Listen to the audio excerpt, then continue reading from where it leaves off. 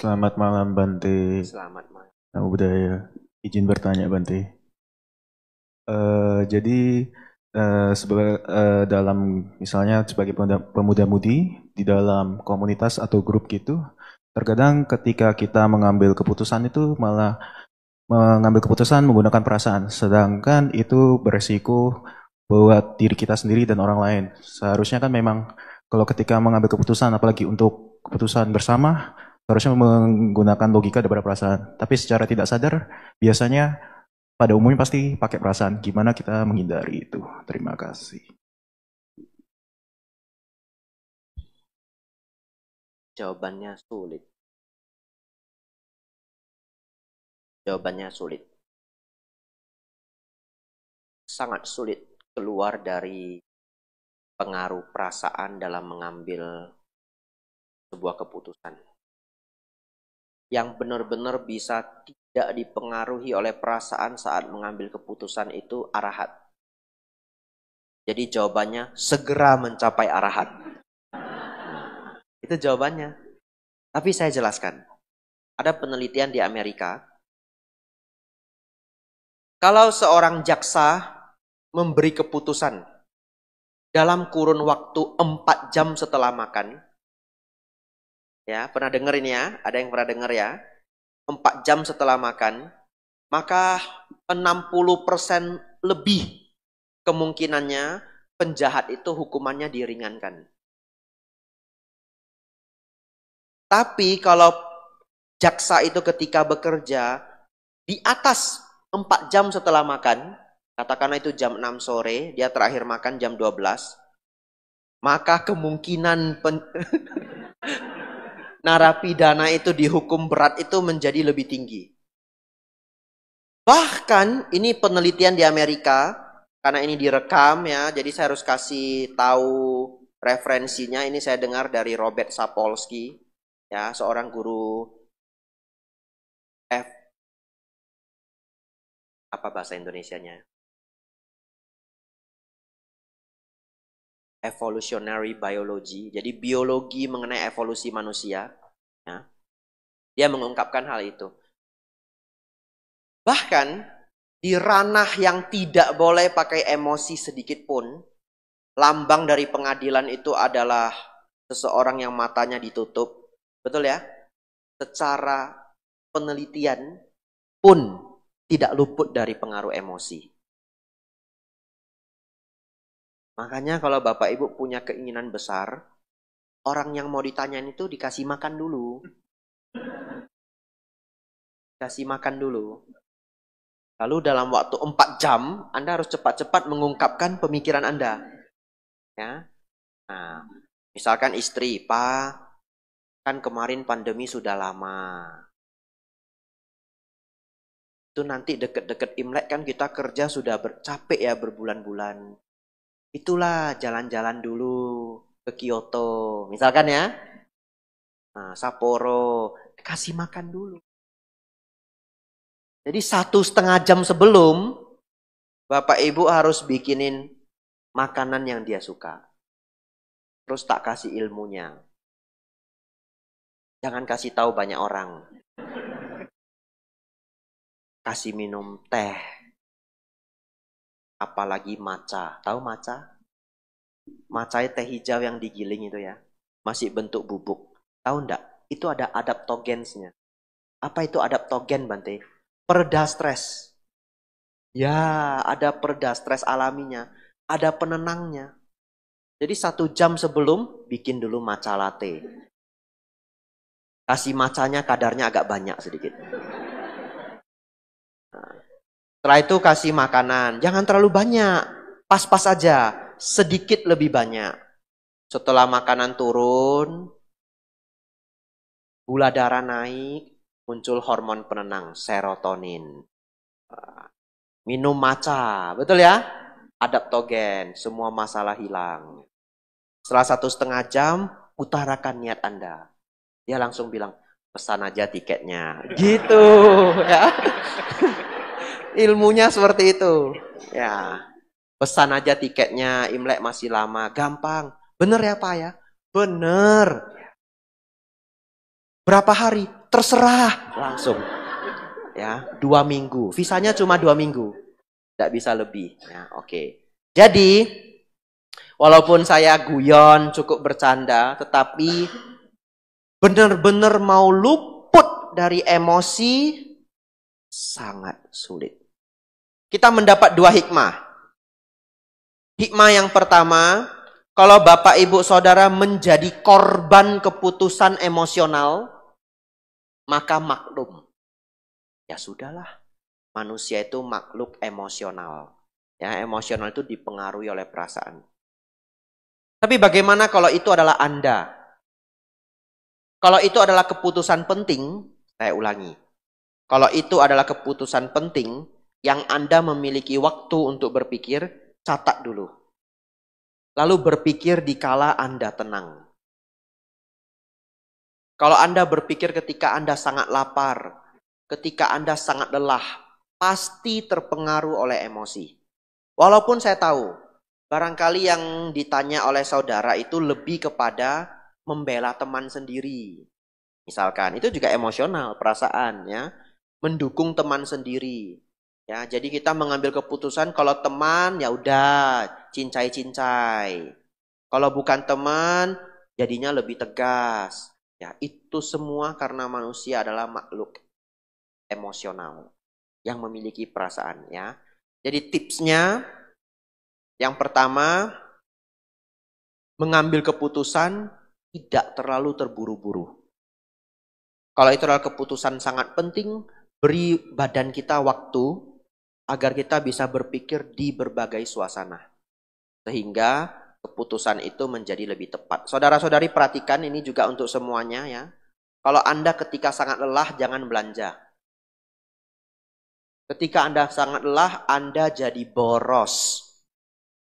Jadi kalau Anda lihat sesuatu yang kepengen sekali dibeli, sekarang kan zaman digital toh, beli kan gampang, tek, tek, tek, habis 2 juta, amsyong. Tek, tek, tek, tek, tek, tek, habis, besoknya stres. Ternyata saya belanja 10 juta, kapok ya. Caranya gimana? Masukin dulu ke keranjang. Bayarnya besok pagi, karena Anda lagi lelah. Pas lelah, masukin aja ke keranjang. Mikirnya pas tidak lelah. Pasti besoknya nggak jadi. Gak usah lah ini, nggak guna. Tapi kalau kemarin lagi capek, ambil semua. Tidak setiap orang, tapi itu salah satu karakter manusia pada umumnya. Ya. Jawaban kedua, cari teman yang juga rasional, karakternya sangat logis, rasional, ajak diskusi. Tapi kalau kita tidak ada teman diskusi, ya bisa buat ini, catatan-catatan pertimbangan. Jadi ketika mau mengambil keputusan itu, lihat dulu catatan pertimbangan kita. Kita lihat kriteria-kriteria pertimbangan kita, supaya kita tidak termakan oleh perasaan. Dan beri sedikit waktu yang lebih banyak untuk berpikir. Anumodana pertanyaannya. Terima kasih Bante. Sama-sama. Segera mencapai arahat. Ya. Ada pertanyaan lain silahkan.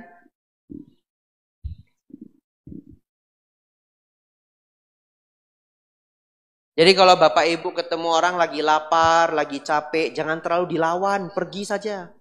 Ya, jangan terlalu dilawan. Manusia itu makhluk emosional. Pergi dulu. Nanti dia sudah makan baru balik. Ya. Silakan Bu. Selamat malam Bante, Namo Buddhaya. Namo Buddhaya. Ini kebetulan saya beberapa hari yang lalu bicara dengan teman yang agama sebelah. Karena kebetulan temanya mengena aja sih. Begini Bante, dari beberapa grup teman saya 5 orang ini hanya saya yang Buddhis ya. Teman saya tuh nanya, kenapa di agama Buddha tidak mengenal Tuhan dan hubungan manusia dengan Tuhan. Tuhan sebagai pencipta, Tuhan sebagai semuanya. Nah, di sini saya mohon pencerahan Bante, bagaimana sebaiknya saya menjawab supaya jawaban saya tepat. Ya, Baik. terima kasih Wandami Bante. Sama-sama ya, Bu Suhermin ya. Ini besok ke Mendut Pak Baja. Jawabnya begini. Di agama Buddha, kami memiliki konsep ketuhanan yang berbeda dengan saudara. Kami tidak menyebutkannya Tuhan, tapi kami menyebutnya ketuhanan. Karena bukan Tuhan yang Maha Esa, tetapi ketuhanan yang Maha Esa. Sadar toh bedanya? Bedanya apa? Ketuhanan itu adalah sifat. Kean itu adalah sifat. Kekeluargaan. Kemanusiaan. Betul ya? Itu adalah sifat. Nah, ketuhanan yang Maha Esa. Kenapa muncul kata ketuhanan? Karena di beberapa agama yang tertinggi itu adalah berupa sifat yang tertinggi. Jadi dalam ajaran Sang Buddha, kita tidak mengenal sosok yang masih memiliki sifat kemanusiaan atau sifat seperti halnya manusia bisa disebut sebagai yang tertinggi. Maksudnya apa? Dalam agama Buddha, kalau masih ada kemarahan, tidak kami sebut sebagai yang tertinggi. Kalau masih ada sifat serakah, tidak kita sebut sebagai yang tertinggi. Kalau masih ada sifat ego, tidak kita sebut sebagai yang tertinggi. Kalau masih menderita, tidak kita sebut sebagai yang tertinggi. Ya. Kalau belum mencapai kedamaian tertinggi, kebahagiaan tertinggi, kebebasan tertinggi, kita tidak menyebut itu sebagai yang tertinggi. Oleh karena itu dalam ajaran Sang Buddha, yang tertinggi adalah yang telah mencapai ini semua. Kita sebut sebagai Nibbana. Oleh karena itu ketuhanan dalam agama Buddha adalah Nibbana. Nah, karena ketuhanan dalam agama Buddha itu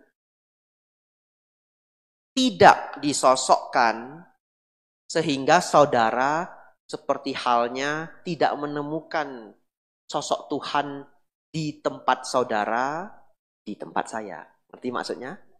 Karena dua ajaran yang berbeda. Tetapi kalau saudara ingin mengenal ketuhanan saya, kalau Anda ingin bertanya konsep ketuhanan agama Buddha, kami yakin Anda juga pasti ikut setuju kalau itu adalah yang tertinggi. Ini keyakinan saya. Ya. Dalam ajaran Buddha, bagaimana bisa disebut yang tertinggi jika masih menderita? Marah menderita atau nyaman? Menderita. Cemburu menderita atau nyaman? Menderita. Dalam Dharma, ajaran Sang Buddha, yang tertinggi bebas dari segala derita. Dan dalam Dharma kami menyebutnya pencapaian Nibbana. Nah, yang mencapai Nibbana itu yang paling dekat dengan kami yaitu Sang Buddha. Sang Buddha adalah yang mencapai Nibbana. Nah, jadi kalau ingin gampang ngajar ke anak SD, siapa Tuhan dalam agama Buddha? Sang Buddha. Karena sulit kalau kita menjelaskan anak umur 3 SD. Adik duduk dulu ya, duduk. Hafal ya, Nibbana, bebas dari duka. Setengah jam enggak kelar-kelar. Betul ya? Ya, jadi kalau ditanya anak SD, Tuhan kita yang mana? Sang Buddha. Setelah dia SMA, SMP kelas 3, baru diberitahu sesungguhnya ketuhanan itu adalah nilai, kualitas yang dimiliki oleh Sang Buddha. Ya, itu jawabannya. Kalau mereka tidak bisa mengerti, tidak apa-apa. Tidak apa-apa. Kita tidak punya kewajiban untuk menjawab sampai orang bisa paham 100%. Kenapa? Karena kita sendiri belajar Dharma itu butuh waktu. Betul ya? Tapi kita sudah menjelaskan dengan cara yang terbaik. Terus kalau dia tanya, saya tidak ngerti, saya orang mudeng. Kasih jawabannya. Makanya, dengerin diskusinya. Kalau ajak ke wihara nanti saya keliru lagi. Tadi saya sudah mau hampir bilang, makanya datang ke wihara, nanti saya keliru. Itu direkam itu. Ya. Ngomong harus hati-hati. Tak ganti cepet-cepet. Makanya dengerin diskusinya. Nah cukup. Hampir tadi ya. Nah itu ada rekaman itu. Hampir loh tadi. Kita ajak ke wihara nanti keliru loh. Betul ya? Ngapain ngajak-ngajak agama lain ke wihara? Nanti orang bisa marah. Beberapa orang bisa marah. Karena setiap orang punya agama masing-masing. Kita harus menghargai agama orang. Mengajak orang yang sudah beragama apalagi dipaksa ke tempat kita itu salah loh. Nah, jadi dijawab saja. Makanya dengerin diskusinya. Gitu ya. Baik, untuk Bapak Ibu Saudara PR, nanti pulang kalau rajin dengerin ketuhanan dalam agama Buddha. Pak Cornelis Wawor. Itu yang the best. Ya, kalau Bu Hermin sudah nonton itu selesai, pasti bisa menjelaskan. Ketuhanan dalam agama Buddha, Pak Cornelis Wawor. Saya beruntung, saya masih sempat belajar kelas ini langsung dari beliau. Waktu itu saya masih Samanera. Atau Biku Wasa pertama, saya lupa. Beliau belum meninggal di Wihara Kusala Cita, Bekasi. Tapi ada rekamannya. Dan saya juga baca bukunya, Ketuhanan dalam Agama Buddha, Pak Cornelis Wawor. Ya, Anumodana pertanyaan. Modana Bante. Pertanyaan lain silahkan. Ya, silahkan.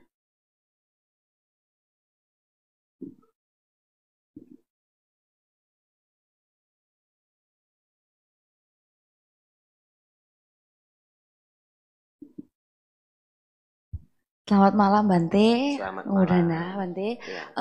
Sebelumnya saya mau melanjutkan pertanyaan dari yang di belakang saya, kan tadi berlaku tentang apakah kemarahan itu ada, maksudnya ada kotoran batinnya.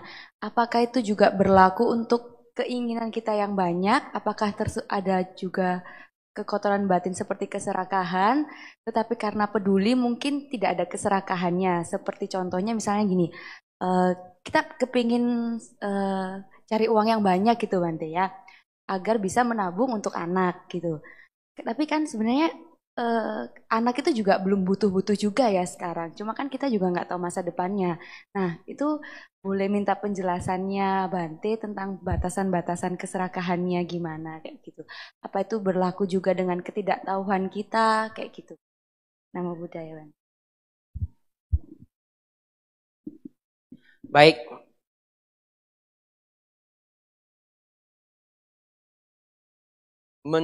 Batasannya itu yang pertama, batasan yang paling penting yang nomor satu adalah dalam upaya kita mengumpulkan tabungan, ya, memiliki tabungan itu juga bagian dari Dharma. Nasihat Sang Buddha. Sang Buddha meminta umat Buddha memiliki tabungan. Agar apa? Agar ada simpanan ketika terjadi bencana. Agar ada simpanan kalau tiba-tiba raja meminta pajak yang lebih tinggi. Atau penguasa setempat.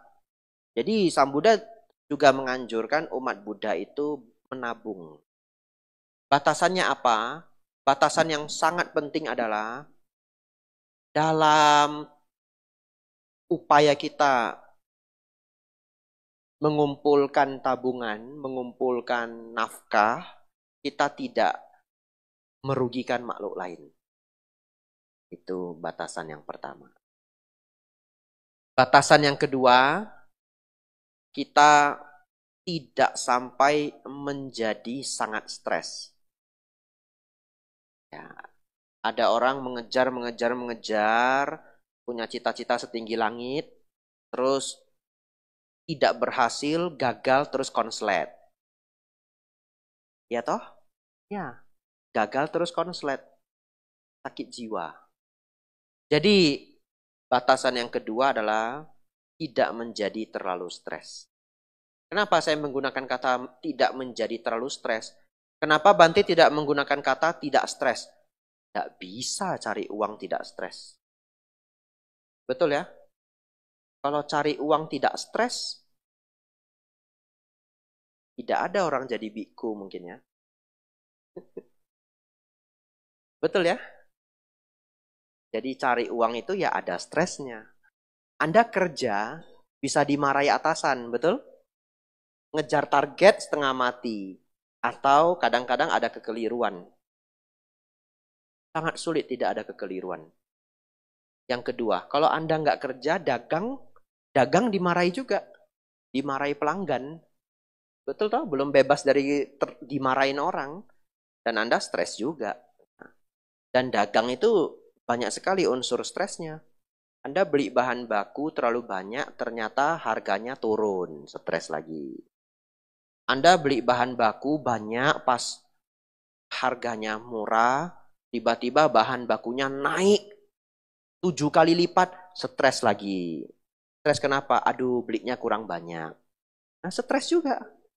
Ya, belinya kebanyakan, bahan jadi turun harga, rugi, stres. Beli bahan baku kurang banyak, bahan baku naik harga 7 kali lipat, nggak beli, stres. Ya. Jadi ada stresnya. Jadi batasan yang kedua, menjaga tidak sampai terlalu stres. Kata tidak terlalu stres ini setiap orang kapasitasnya beda-beda. Ada orang gampang stres, ada orang sulit stres. Saya tidak begitu kuat menahan stres. Cepat-cepat saya jadi biku saja. Jadi kalau Bapak Ibu ada yang tidak kuat menahan stres, cepatlah bergabung di keluarga besar Theravada Indonesia. Ya. Boleh daftar kapan saja. Dua itu sebenarnya cukup ya menjadi batasan. Yang pertama, tidak merugikan makhluk lain. Yang kedua, tidak menjadi terlalu stres. Saya tambahkan yang ketiga. Yang sebenarnya kalau mau dikait-kaitkan ya masih hubungan dengan yang pertama. Apalagi kalau apa yang kita kerjakan itu bermanfaat bagi orang banyak. Ya. Jadi kalau saudara-saudari menjadi sejahtera, itu adalah berkah. Itu adalah manggala. Itu adalah berkah, itu adalah manggala. Dan kalau Bapak Ibu bisa mengumpulkan kekayaan, dan cara Anda mengumpulkan kekayaan itu bermanfaat bagi orang lain, itu berkahnya double lagi. Contoh, Anda berhasil meracik obat herbal, yang mana orang yang paru-parunya lemah bisa jadi kuat lagi. Anda berhasil meracik obat herbal, orang yang sakit mah tidak sembuh-sembuh, minum itu beberapa bulan sembuh. Lalu obat Anda laris, dibeli banyak orang. Lalu Anda menjadi kaya. Tetapi Anda melakukan kebajikan 2 kali lipat, betul ya? Karena kekayaan dikumpulkan dengan cara yang baik. Ya, itu batasannya. Ya, nomor 1, nomor 2, apalagi bisa dapat nomor 3. Tambahan lainnya, bekal untuk anak itu tidak hanya persoalan uang.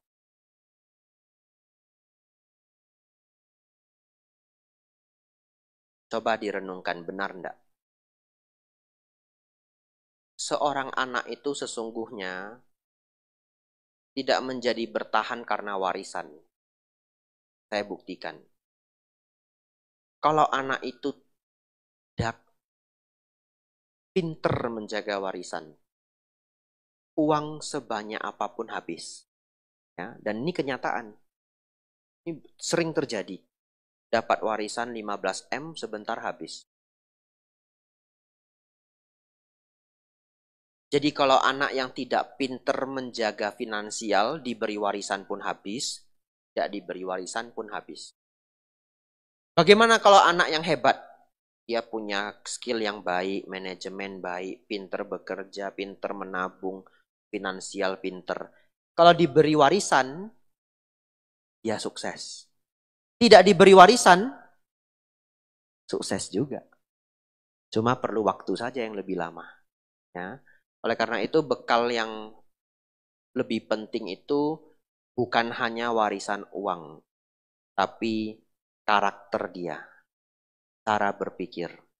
Cara berpikirnya diberikan pandangan benar secara dhamma. Karakter diberikan sila. Karakter diajarkan metta, karuna, mudita. Nah, diberikan dharma dan kasih sayang.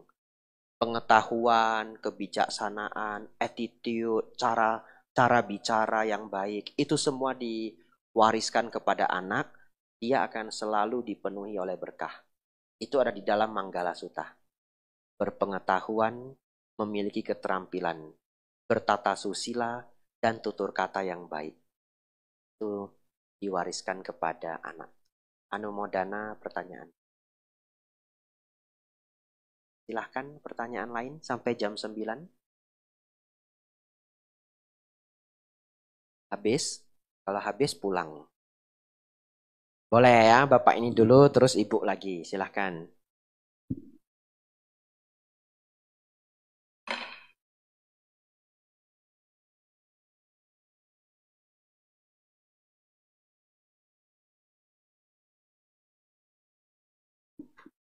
Selamat malam, Pandami Bante. Selamat malam. Di dalam Jalan Mulia berunsur 8, itu kan terdapat pikiran benar dan daya upaya benar atau usaha benar. Untuk pikiran benar itu kan di kriterianya bahwa pikiran itu harus dilandasi dengan meta, terus karuna dan mudita. Sedangkan di usaha benar itu berhubungan dengan pikiran buruk yang belum muncul, kemudian pikiran buruk yang sudah muncul, juga pikiran baik yang sudah muncul, dan pikiran baik yang belum muncul. Nah, saya itu terus terang masih bingung, Bante. Apakah dua hal ini agak overlapping, atau yang daya upaya atau usaha benar ini itu dikhususkan untuk proses kita ke yang arah meditasi, gitu. Karena kan masing-masing membahas mengenai pikiran, gitu. Itu yang pertama. Kemudian yang kedua, di mata pencarian benar atau penghidupan yang benar itu kan dikriteriakan sebagai kita melakukan pekerjaan yang tidak merugikan makhluk lain. Jadi seperti tidak melakukan perdagangan senjata, racun, kemudian juga perdagangan manusia ataupun hewan. Nah, untuk yang kriteria racun, tentunya secara harafiah atau literally itu dari racun sendiri pasti tidak boleh. Kemudian juga seperti narkoba kan juga pasti tidak boleh. Bagaimana halnya dengan industri rokok, Bante? Nah, kita tahu rokok itu sepanjang pengetahuan saya sampai saat ini tidak ada manfaat yang baik bagi seorang perokok. Bahkan rokok itu mempengaruhi orang lain yang di sekitar perokok itu, gitu.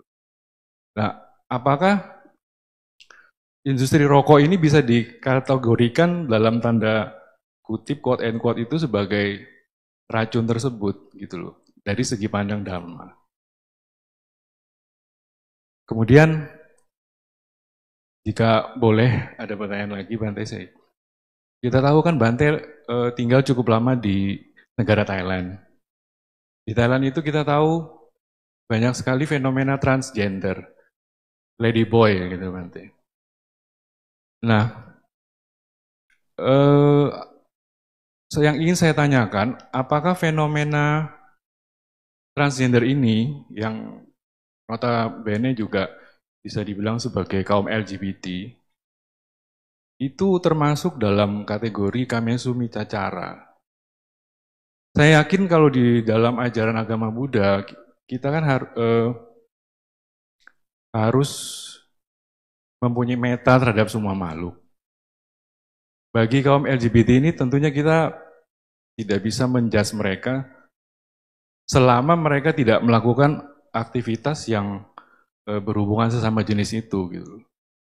Jadi maksud saya begini, Bante. Jika kaum LGBT ini mereka tidak melakukan aktivitas yang hubungan seksual yang sesama jenis itu, berarti mereka mungkin tidak bisa kita golongkan sebagai Kamesumi Cacara. Karena sepengetahuan saya di Kamesumi Cacara itu kriterianya hubungan antara laki-laki dan perempuan dengan segala batasan-batasannya. Itu maksud saya. Nah, apakah dari segi pandangan Dharma, kaum LGBT ini diposisikan ke yang mana gitu loh, Bante? Karena fenomena terakhir-terakhir ini semakin kesini semakin semakin berkembang, semakin bebas gitu. Terakhir yang saya baca hari Selasa atau Rabu kemarin itu di negara Thailand itu sudah ada rancangan undang-undang yang akan mengesahkan pernikahan sesama jenis yang di sana. Jadi pernikahan sesama jenis itu sudah mau dilegalkan sama mereka. Di negara Asia itu sudah ada Taiwan, Nepal, dan bakalan Thailand yang menyusul gitu. Sedangkan kalau di negara barat kita tahu sendiri sudah sangat bebas kan gitu. Praktek seperti itu. Ya itu sih yang mau saya tanyakan Bante. Ya, Anumodana Bante. Dana. Lupa sudah.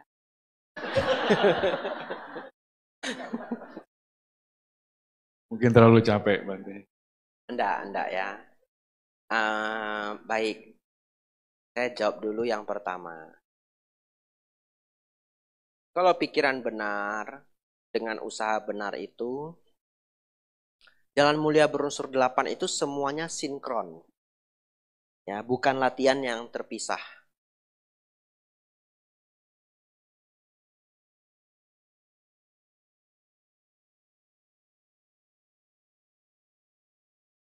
Jadi, pikiran benar di dalam Jalan Mulia berunsur 8 yang nomor 2 itu adalah hasil dari belajar dan pemahaman. Jadi pandangan benar itu hanya bisa muncul kalau kita belajar Dhamma. Jadi anggaplah kita semua belum belajar Dhamma. Kita tidak tahu kalau marah itu adalah kotoran batin, serakah itu tidak baik, ego itu tidak baik, kita belum tahu. Terus kita mendengarkan ceramah Bante Panyawaro, Bante Utamo, kita belajar hukum kama dan sebagainya, pandangan benar muncul. Setelah pandangan benar muncul, secara alamiahnya pikiran benar muncul. Jadi pikiran benar yang nomor 2 ini adalah level intelektual. Ya, kemunculan pikiran benar ini sebagai pemahaman. Dulu kita tidak tahu bahwa itu adalah hal yang perlu dilakukan. Hari ini kita sudah tahu. Oh, menyakiti makhluk lain itu tidak baik. Bagaimana dengan usaha benar? Usaha benar itu adalah effort, usaha untuk mewujudkan praktek pikiran benar itu. Contoh, ada loh orang, dia sudah tahu membunuh itu tidak baik. Dia sudah tahu. Tapi ketika kamarnya penuh dengan nyamuk, dia tidak tahan kalau dia tidak mukul. Tapi kalau ditanya, dia tahu enggak kalau membunuh itu buruk? Tahu. Tapi kenapa membunuh? Tidak tahan. Contoh ya, itu artinya dia sudah memiliki pikiran benar di taraf tertentu, tapi usaha dia untuk mewujudkan praktek itu terlalu lemah. Kapan dia menjadi sadar? Ketika karma buruk berbuah. Atau ketika dia demam berat, sakit berat, dia baru sadar, aduh ini mungkin karena saya banyak membunuh, karma buruk saya berbuah. Karma buruk yang berbuah, duka-duka itu membuat kita semakin sadar bahwa dharma itu perlu dipraktekkan. Ya. Jadi orang yang sudah belajar dharma untuk waktu yang cukup, kadang-kadang belum bisa mempraktekkan sepenuhnya. Sampai mereka bertemu dengan duka yang pada taraf yang menyadarkan mereka. Jadi itu yang membedakan antara pikiran benar dan usaha benar. Usaha benar itu lebih menuju pada praktek. Baik di daily life, bahkan sampai di meditasi. Ya. Nomor 2. Baik. Hukum karma itu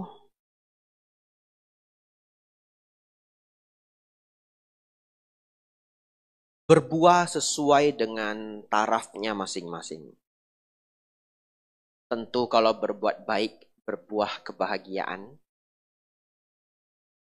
Berbuat buruk, berbuah penderitaan.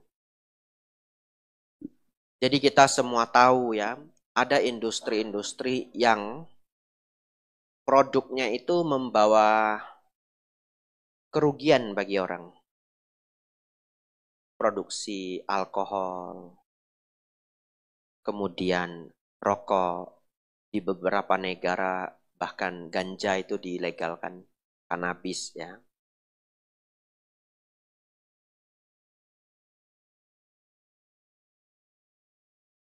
Jadi industri yang membawa kerugian bagi orang, ya secara hukum karma itu membawa buah yang tidak menyenangkan. Industri yang membawa manfaat untuk orang, berbuah kebahagiaan ya, bagi pelaku. Tapi bagaimana Bante kalau industri-industri ini memberi tenaga kerja untuk puluhan ribu orang, ratusan ribu orang? Ya, sama seperti yang selalu saya sampaikan, semuanya berbuah. Jadi yang buruk berbuah penderitaan, yang baik berbuah kebahagiaan. Dan setiap harinya kita sebagai manusia melakukan tindakan-tindakan itu, kadang tindakan itu mengandung kedua-duanya. Ya. Yang ketiga,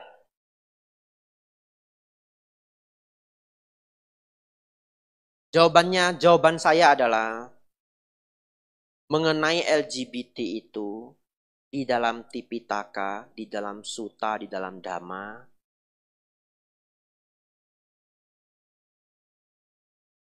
tidak dibahas. Itu jawabannya. Tidak ada pembahasan khusus mengenai LGBT. Oleh karena itu, tidak membahas, tidak bisa dikatakan pro, tidak bisa dikatakan anti, karena tidak dibahas. Nah, dan Kamesumi Cacara itu adalah pelanggaran sila yang berhubungan dengan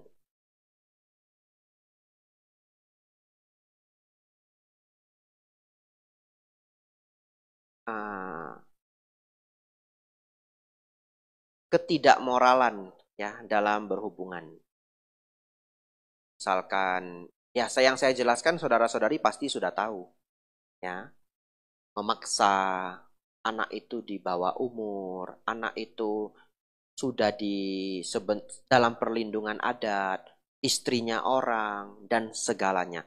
Itu Sang Buddha jelaskan kalau disederhanakan ya, perselingkuhan itu yang paling sering terjadi. Hanya itu. Tetapi ketika kita mau mencomotnya dan menjelaskannya di ranah LGBT, itu semua adalah komentar tambahan.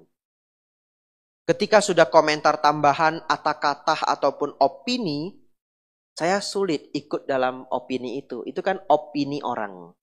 Jadi saya memberi jawaban bahwa dalam Dharma mengenai LGBT itu tidak dibahas. Itu jawaban saya.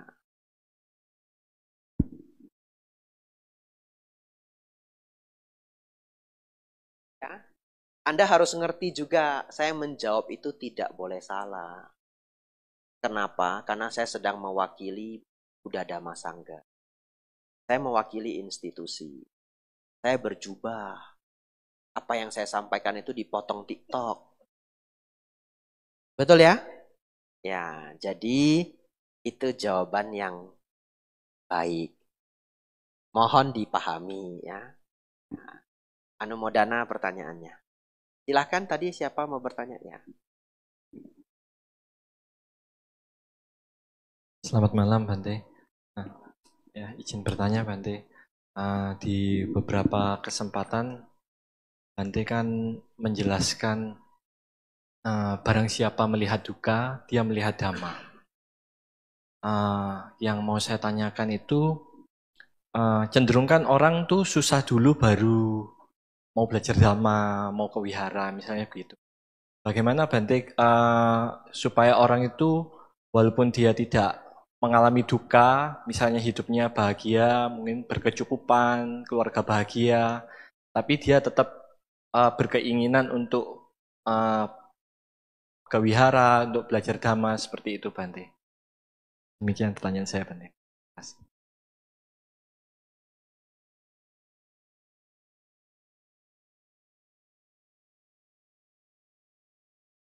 Ya, baik ya.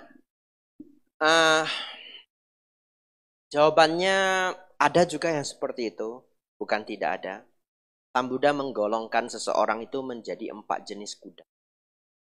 Ada kuda yang ditepuk-tepuk ini dia sudah mau jalan. Ya. Ada yang harus dicambuk dulu baru mau jalan. Ada yang mau dicambuk sampai terluka-luka baru mau jalan. Ada yang mau ditusuk dulu dengan paku sampai mengenai tulangnya, dia baru mau jalan. Jadi kuda jenis pertama itu adalah orang yang mendengarkan dharma sedikit saja. Dia sudah memahami bahwa oh ini berguna sekali. Dan dia terus rajin ke wihara atau rajin membaca buku dhamma. Orang-orang seperti ini saya menemui. Jadi orang-orang seperti ini benar-benar ada. Ya. Lalu yang kedua mungkin mengalami duka. Ya, patah hati, bisnis gagal, ya, sakit. Nah, dia baru mulai mencari dharma. Yang ketiga parah sekali. Jadi sudah bisnis bangkrut, istri minta cerai, diusir dari rumah, anak dibawa istri atau anak dibawa suami. Hidupnya hancur lebur semua. Baru datang ke wihara mencari dharma. Kuda jenis keempat, ditusuk dulu sampai tulang, baru datang ke wihara. 4 jenis kuda ya, yang ditepuk-tepuk, cambuk hajar habis-habisan. Yang keempat ditusuk sampai tulang. Apa Bante yang ditusuk sampai tulang Bante? Tadi Bante mengatakan ada yang sudah bangkrut, cerai, anak dibawa, diusir dari rumah. Apa Bante yang lebih sial lagi? Ini sudah sial sekali nih Bante. Ini sudah sial maksimal. Sudah jatuh, tertimpa tangga, digigit anjing, ditabrak motor. Nah, itu. Apalagi yang lebih sial dari ini? Contoh, divonis kanker berat. Lalu dokter mengatakan, Pak Bu, hidup Anda itu maksimal paling lama 8 bulan. 8 bulan. 1 tahun. 1,5 tahun. Setelah itu, setiap hari duduk di depan wihara mendut. Tidak mau kerja lagi. Untuk apa kerja? Tinggal setahun. Betul ya? Nungguin bantenya. Sampai bantenya tidak berani keluar. Masih ada bapaknya. Lewat pintu belakang saja. Begitu ya? Tapi tidak ya. Ada kejadian seperti itu beneran. Beliau bertemu, bapak itu bertemu Bante Panyawaro. Dan Bante Panyawaro memberikan banyak pelajaran dhamma. Sampai akhirnya bapak itu memutuskan sering ke wihara mendut belajar dhamma. Dan akhirnya berdana genta. Jadi kalau bapak ibu ke mendut ada genta yang besar sekali. Itu dipesan dari Korea. Dulu bapak yang berdana itu seorang pedagang besi. Ya, bahkan menjadi pimpinan pedagang besi se-Indonesia. Saya lupa organisasinya. Ya, jadi dia mungkin punya pabrik besi juga. Dia pesen genta itu langsung dari Korea. Jadi kisah-kisah seperti itu ada. Ya, itulah 4 jenis kuda. Tapi saya belum menjawab pertanyaan saudara Doni. Bagaimana caranya Bante agar orang-orang bisa menjadi kuda jenis pertama? Betul ya? Ya, salah satu caranya adalah ada kegiatan wihara seperti ini. Kegiatan wihara seperti inilah yang menepuk-nepuk kuda tadi. Betul ya?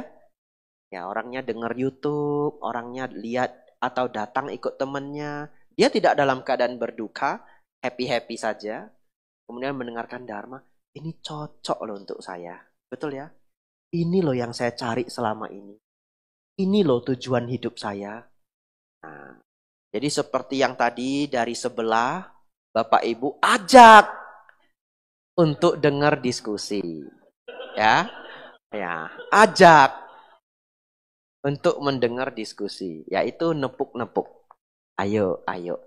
Dan di antara yang diajak akan ada kuda pertama. Ya, anumodana pertanyaannya. Enak kalau ceramah di Surabaya, kode-kode sedikit ngerti semua. Luar biasa ini, jadi seneng saya ngajarnya ya. Kode sedikit ngerti langsung. Pertanyaan terakhir silakan. Ya boleh ya, 2 terakhir ya. Ibu dulu di belakang.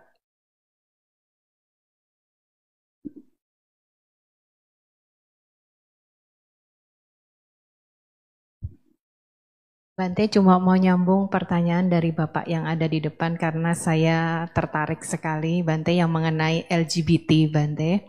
Memang benar Bante di Thailand baru saja disahkan undang-undang perkawinan secara legal.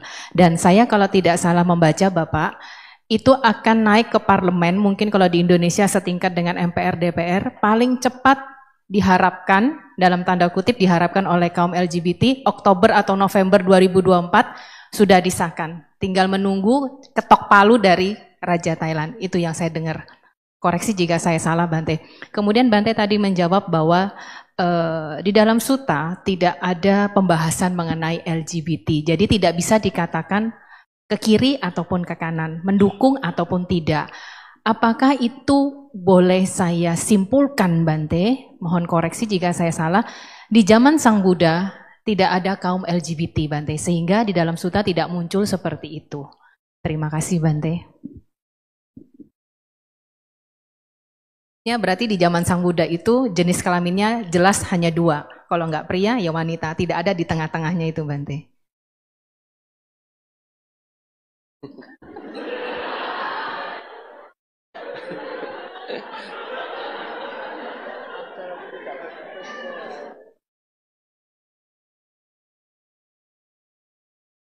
Jawabannya Bapak Ibu bahagia sekali kalau saya sulit ya. Bahagia sekali semuanya. Tenang. Saya pasti bisa menjawab dengan baik. Tenang. Sudah 9 tahun saya ceramah dhamma ya. Tenang. Kan tadi Bante bilang bahagia Bante kalau ceramah di Surabaya ya. Ini buktinya Bante. Ya, ini bahagia di dalam berduka gitu. Baik, di zaman Sang Buddha ada satu kisah yang bisa dikatakan menjadi sedikit cerita. Sudah ada kaum penyuka sesama jenis di zaman Sang Buddha. Karena ada seorang biku yang sangat ganteng, namanya Bante Mahakaccayana. Saya minum dulu ya.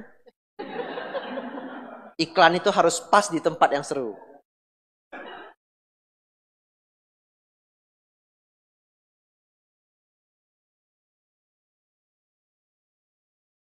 Jadi Bante ini sangat ganteng dan cukup mirip Sang Buddha. Bahkan dikatakan sangat mirip. Oleh karena itu terjadi beberapa hal yang menyulitkan beliau. Yang pertama, kadang-kadang umat berpikir beliau Sang Buddha. Jadi bisa memanggil beliau Buddha Gotama. Yang kedua, kemanapun dia pergi, dia kesulitan berhadapan dengan kaum wanita. Karena sangat ganteng. Nah, yang ketiga, bahkan kesulitan menghadapi kaum pria. Nah, ada seorang pria ikuti Bante ini kemanapun dia pergi. Lalu akhirnya dia tahu bahwa dia disukai. Apa yang dilakukan oleh Bante ini? Bante ini terus dengan kemampuan kesaktiannya mengubah badannya menjadi gemuk. Ya, supaya beliau tidak lagi disukai. Kalau Bapak Ibu jalan-jalan ke Thailand atau berkunjung ke Thailand, melihat kalau ada slide saya perlihatkan, tapi kan kita nggak ada slide ya.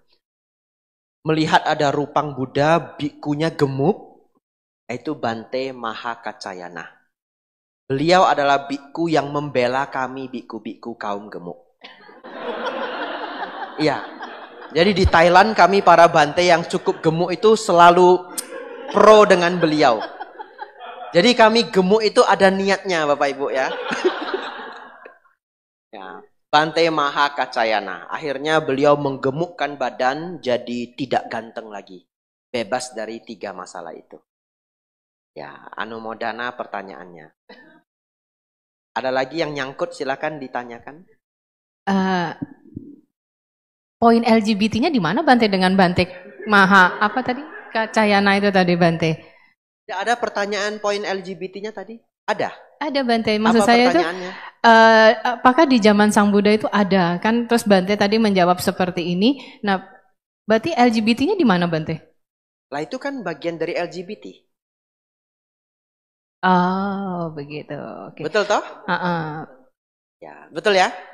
Berarti Bante tersebut untuk dalam tanda kutip Bante pemahaman saya untuk menghindari adanya pria yang suka terhadap dia, berarti dia dalam tanda kutip memperjelek dirinya sehingga supaya dia tidak disukai. Oleh kaum manapun, bukan hanya yang pria itu. Termasuk oleh yang wanita. Wanita itu tadi. Dan supaya orang tidak salah kaprah menganggap beliau sebagai Buddha. Oke. Pas ya? Pas Bante, terima kasih. Pinter Bante. saya jawabnya ya. Nah itu. Aman. Minum dulu ya. Iya baik Bante, terima kasih Bante. Saya tahu kok Anda belum puas dengan jawaban saya.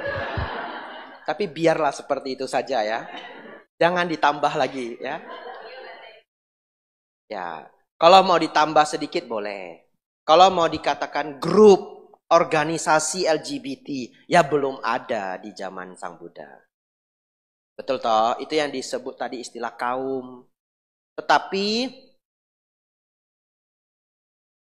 dalam ilmu, menjawab ini harus hati-hati ini ya. Evolutionary psychology, ilmu psikologi evolusi, kemunculan manusia yang menyukai sesama jenis atau dalam istilah akademiknya homoseksual itu sudah ada sejak zaman batu, bahkan sebelum-sebelumnya. Ya, ini saya dengar dari penulis buku Sapiens, Yuval Noah Harari.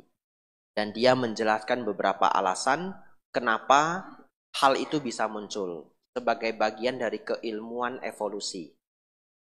Ini saya menjelaskan bukan opini saya.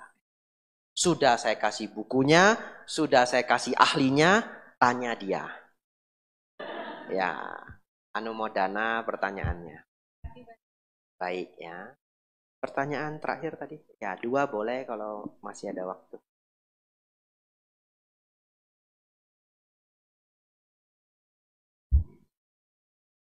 Oke, selamat malam Bante. Selamat malam. Izin bertanya. Jadi kalau saya seperti ini cenderungnya. Jadi setelah mendengarkan diskusi Dhamma selama 2 jam, keingat ajaran Bante. Jangan marah, kurangi keserakahan. Besok pagi masih ingat Bante. Jangan marah, kurangi keserakahan. Dapat 2 hari, mulai marah lagi, muncul lagi dikit. Kadang kemarahan bisa ditekan, keserakahan naik. Dapat 3 hari, seiring berjalannya tambah hari, setelah semakin menjauh dari sharing dharma, akhirnya kita semakin lupa apa yang sudah diajarkan oleh Bante. Nah, bagaimana kiat dari Bante supaya kita ini setiap saat bisa mawas diri, bisa selalu ingat ajaran tentang Dhamma, sehingga kita bisa perlahan-lahan dari hari ke hari bisa semakin mengikis kotoran batin. Mungkin ada kiat dari Bante. Terima kasih. Ya, kiatnya adalah senang mendengarkan Dhamma. Itu kiatnya. Hanya itu kiatnya. Jadi supaya senang, cari biku-biku yang kita sukai. Kumpulin. Saya sendiri punya guru-guru yang senang saya dengerin. Bante Payuto, orang Thailand. Bante Thanisaro, orang Amerika. Bante Punaji, Sri Lanka. Bante Damaudo, biku Malaysia. Bante Analayo, orang Jerman. Saya kumpulin biku-biku yang senang saya dengerin. Ini saat ini. Kalau dulu saya dengerin Bante Utamo, Bante Acan Bram. Jadi dari masa ke masa pembelajaran saya berubah. Ya, sekarang saya belajar walaupun saya ceramah ke Bapak Ibu dengan bahasa yang bisa diterima semua orang, yang tidak terlalu berat, tapi saya sendiri mengonsumsi Dharma setiap hari yang berat. Ya, karena saya belajar Dhamma sudah belasan tahun, kalau dikumpul sampai hari ini 15 tahun. Saya pun kalau dengar ceramah yang ringan, saya cuma lewat aja. Oh, ini sudah tahu. Saya senangnya dengerin ceramah Bante Dhammadiro yang berat. Ya, jadi dari waktu ke waktu Dharma itu tidak habis. Ya, kita akan menjadi semakin mendalam, semakin mendalam, semakin mendalam. Kumpulin dari mendengar dan juga membaca. Kalau bacaan, saya saat ini senang sekali buku S. Dhammika. Ya, termasuk buku Bante Thanisaro. Dan semua buku populer. Dan buku populer Dhamma itu keluar terus. Jadi Bapak Ibu bisa tulis di Google. Best of the best books on Buddhism. Keluar terus. Setiap tahun keluar terus. Nah, jadi saya baca, saya cari, saya baca. Nah, walaupun yang kita baca itu dari guru-guru yang berbeda, yang diulang-ulang itu selalu Dharma yang lebih kurang sama. Jadi itu membuat kita tidak bosan karena kita belajar dari bahan-bahan yang berbeda. Tapi sebenarnya yang diulang oleh para Bante itu lebih kurang sama. Lama-lama itu menjadi karakter. Jadi kalau saat ini belum menjadi karakter. Ya, saat ini belajar-belajar, pas kita lengah sedikit lupa. Belajar-belajar, lengah sedikit lupa. Tapi kalau nanti sudah belajar untuk waktu yang cukup lama, dia menjadi karakter. Dan sebenarnya, begitu Bapak Ibu Saudara belajar Dhamma, Anda membandingkan diri Anda dengan Anda yang 5 tahun yang lalu, 3 tahun yang lalu, 100% pasti berbeda. Jadi kalau 5 tahun yang lalu marahnya jauh lebih parah. Saat ini ya masih marah. 3 hari, 4 hari tidak mendengarkan Dharma, marahnya kumat. Tapi marah itu intensitasnya pasti tidak setinggi 5 tahun yang lalu, 3 tahun yang lalu. Kalau kita rutin belajar Dhamma. Ya, jadi itu saran saya, membuat pembelajaran Dhamma menjadi menyenangkan. Saya pribadi berusaha membawakan pembahasan-pembahasan Dhamma yang menyenangkan. Saya sendiri berusaha ya supaya umat-umat yang belajar itu seneng gitu. Ya. Tetapi membuat Dhamma yang mendalam itu menjadi ringan untuk didengarkan, satu PR yang berat juga. Ya, anumodana pertanyaannya. Tadi pertanyaan satu terakhir silakan. Ya, udah jam 9 ya. Selamat malam Bante. Ini mungkin pertanyaan agak abstrak ya. Saya mau tanya bagaimana ajaran anatta, tidak ada diri atau jiwa yang tetap, dalam membantu pemahaman antara hubungan semua makhluk hidup, baik yang diulang maaf. Bagaimana ajaran anatta, tidak ada diri atau jiwa yang tetap, dalam membantu pemahaman antara hubungan semua makhluk hidup, baik yang di bumi maupun di luarnya. Baik. Saya akan jawab sejauh yang saya pahami dari yang saudara tanya. Maksud saya begini, saudara bertanya saya pertanyaan itu, belum tentu saya menanggapinya 100% plek seperti yang Anda pikirkan. Tapi saya akan memberi satu jawaban yang berguna. Ya, terlebih juga untuk saudara-saudari semua yang mendengar. Pertanyaan ini bagus sekali. Ya, menutup perjumpaan kita malam hari ini. Untung pertanyaan terakhir bukan LGBT lagi. Ya. Tetapi jangan lupa Bapak Ibu ya. Sebagai umat Buddha, jangan memunculkan kebencian dalam batin. Ya. Kalau seseorang terlahir secara alamiah, saya tidak pintar mengenai hal itu. Jadi saya tidak ngomong, saya tidak cerita ini dalam ranah menjadi seorang ahli. Saya bukan andrologis. Tetapi kalau seseorang memang terlahir dengan kode genetik, yang mana kita cek di dalam laboratorium, kode genetiknya itu menyukai sesama jenis. Ya, ngerti paham maksud saya ya? Kode genetiknya itu lahir ya begitu. Nah, itu juga di luar kontrol orang yang menjalani. Ya, sehingga kita umat Buddha tidak baik muncul kebencian. Tetapi umat Buddha itu meta dalam setiap kondisi orang lain. Meta dan karuna. Tetapi bagaimana pembahasannya itu legal atau ilegal, baik atau tidak baik, ya saya tidak cukup pakar untuk membahas hal itu. Saya hanya mengingatkan Bapak Ibu Saudara untuk tidak muncul kebencian. Karena seseorang terlahir dengan kode genetik seperti itu, ya itu adalah karma yang berbuah dari apa yang dilakukan di masa lampau. Tidak dalam ranah kontrol kita. Ya, saya kembali menjawab pertanyaan Anata ini. Ini bagus sekali pertanyaan. Saudara-saudari, pertanyaannya adalah bagaimana memahami Anata membantu hubungan kita terhadap sesama makhluk. Itu ya kalau disederhanakan. Walaupun nanti tadi ada baik yang di sini maupun yang di luar, yang di bumi maupun yang di luar. Sama semua. Saya simpelkan. Bagaimana pemahaman Anata terhadap hubungan antar makhluk? Ini pertanyaannya amazing. Amazing banget. Bapak Ibu konsen ya. Ini amazing banget ini. Bapak Ibu tahu?